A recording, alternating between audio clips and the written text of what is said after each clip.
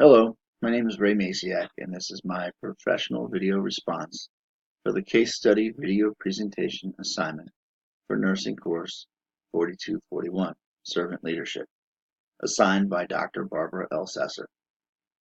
For this assignment, we were asked to review the case study from our text found on pages 64 and 65, titled Balancing the Focus Between Productivity and Relationships, and answer the following question. How might you, as the nursing administrator, address recruitment and retention strategies in your setting utilizing several of the leadership principles in your readings throughout the course? As a top-level nursing administrator in a large urban medical center faced with this scenario, I feel I would need to be a transformational leader that would lead this facility toward meeting current and future demands. As a transformational leader, I must motivate and inspire my personnel to buy into the importance of this issue. As stated in one of our readings, the basic idea of transformational leadership is that nurse leaders, especially the chief nursing officer, must lead the facility toward meeting current and future demands. I would present to my CEO some strategies that may work on improving retention through increased nursing satisfaction and increased successful recruitment. First suggestion would be to hold multiple town hall meetings with all managers, all nurse leaders, and all staff nurses to present the current problem and the future problem ahead of us. These meetings would be focused on presenting the current retention issues and allow the staff an opportunity to come up with suggestions on how we as a team should move forward to help improve retention. This strategy gives ownership to all nurses of this problem, as this problem will affect them directly.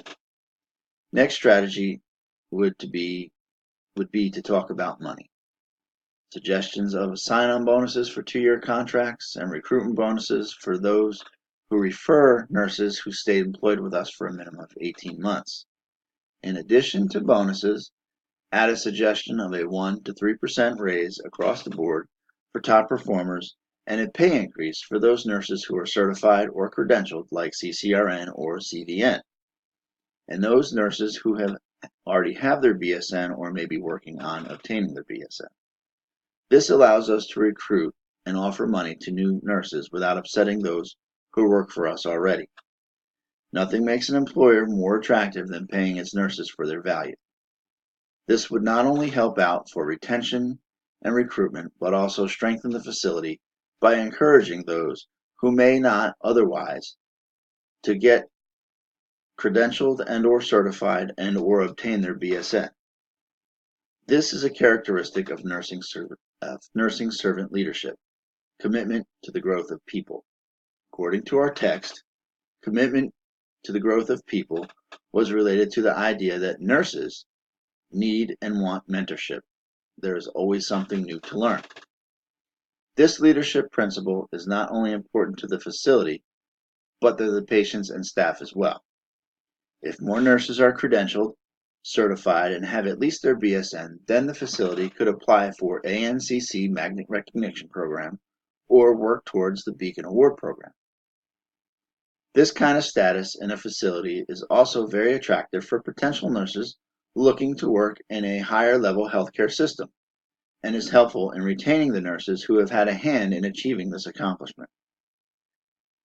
Another strategy to consider would be to walk around the hospital and meet with nurses in their work environments on a daily basis and ask them why they think we have such a high turnover rate, and ask them if there's anything they would openly suggest to help keep staff. This gives the nurses a voice and could possibly lead to nurses forming some sort of shared governance. According to our text, in healthcare organizations, shared governance empowers decision makers, and this empowerment is directed at increasing nurses' authority to control over nursing practice.